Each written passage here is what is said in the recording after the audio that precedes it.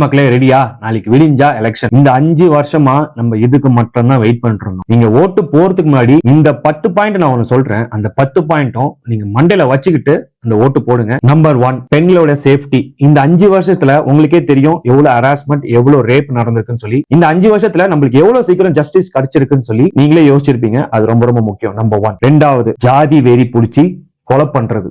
இது வரைக்கும் நடந்துனே தான் இருக்கு. அதுக்கும் நம்மளுக்கு எவ்வளவு சீக்கிரமா ஜஸ்டிஸ் எல்லாம் கிடைச்சிருக்குன்னு சொல்லி இதுவும் நம்ம மண்டையில வச்சுக்கணும். 3வது, இந்த காலத்துல ஸ்கூல் பசங்க கிட்ட கூட அந்த ட்ரக்ஸ் கிடைக்குது, அந்த கஞ்சாலாம் கிடைக்குது.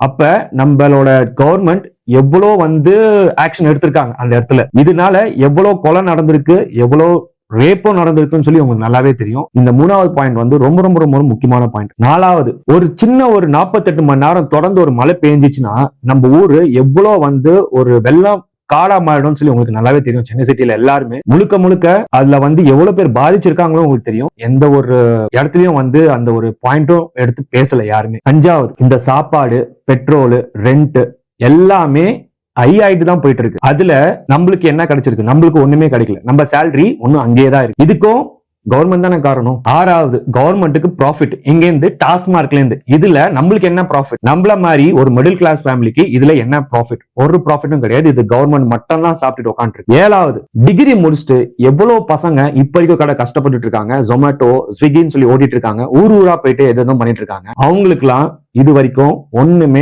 கவர்மெண்ட் பண்ணவே கிடையாது. 8வது தான் ரொம்ப ஷாக்கிங் ஆனது. இப்பெல்லாம் கிரைம் நம்ம ஷாக்கா பாக்குறது இல்ல, ஆஸ் யூசுவல் ரொம்ப ரெகுலரா பார்க்க ஆரம்பிச்சிட்டோம். எவ்வளவு கிரைம் கஞ்சா அடிச்சுட்டு ஏறி மாடியில ஏறி கொலை பண்ணிட்டு போயிடுறாங்க. இதெல்லாம் கிரைம் இப்ப எப்படின்னா நார்த் மாதிரி ஆயிடுச்சு. நம்ம தமிழ்நாடு எல்லாம் அவ்வளோ ஒரு ரெகுலரா எடுத்துட்டு போயிட்டாங்க எல்லாருமே. இதுக்கு முழுக்க முழுக்க காரணம் யாருன்னா கவர்மெண்ட் தான் நான் சொல்லுவேன். 9வது என்னன்னா, நம்ம எல்லாருக்குமே தெரிஞ்சு போச்சு மக்களே. அது எல்லாருக்குமே ரொம்ப யூஸ்வல் ஆகி போச்சு. லைக் கிரைம் மாதிரி ஆகி போச்சு. ஒரு கவர்மெண்ட் ஆபீஸ்க்கு போறோம், லஞ்சம் வாங்காம யாரு நம்மளுக்கு ஹெல்ப் பண்ணிருக்கான்னு சொல்லி நம்மளுக்கு எல்லாமே தெரியும். இந்த லஞ்சம் எப்போ ஒழியுதோ அப்பதான் நம்ம நானும் கொஞ்சம் முன்னேறும். 10வது நம்மளுக்கு ஆஸ் யூசுவல் மாதிரி தான். நம்மளுக்கு எலெக்ஷன் வரும்போது மட்டும்தான் நம்ம அவங்க கண்ணுக்கு தெரியும். இல்லனா அது வரைக்கும் நம்ம மக்கள் அவங்க கண்ணுக்கு தெரிய மாட்டாங்க. இந்த பாலிடிக்ஸ் எல்லா லீடர்ஸ்க்கும் நம்ம யாரா இருந்தாலும் அவங்களாம் மக்கள் கண்ணுக்கு தெரிய மாட்டாங்க. அப்பதான் அவங்களுக்கு அந்த ரோட்ல குழி இருக்கு, அந்த ரோடு போகணும்னு சொல்லி தெரியும். அங்க குப்பை அதிகமா இருக்கு, அந்த குப்பை அள்ளணும்னு சொல்லி அந்த 6 மாசத்துக்கு அப்புறம் தான் தெரியும். அந்த கடைசி அந்த 5 வருஷம்னா அந்த 6 மாசம் கடைசியில தான் தெரியும் குப்பை அள்ளணும்னு சொல்லி. அந்த 5 வருஷத்துல அவங்களுக்கு தெரியாது. இதுதான் ரியாலிட்டி. ஒன்னே ஒண்ணுதான் மக்களை நீங்க பண்ணணும். கோமால இருந்து 5 வருஷத்துல இருந்து வெளியே வந்துருங்க. தயவு செஞ்சு அந்த மெமரி லாஸ் பேஷண்ட் எல்லாம் கொஞ்சம் தயவு செஞ்சு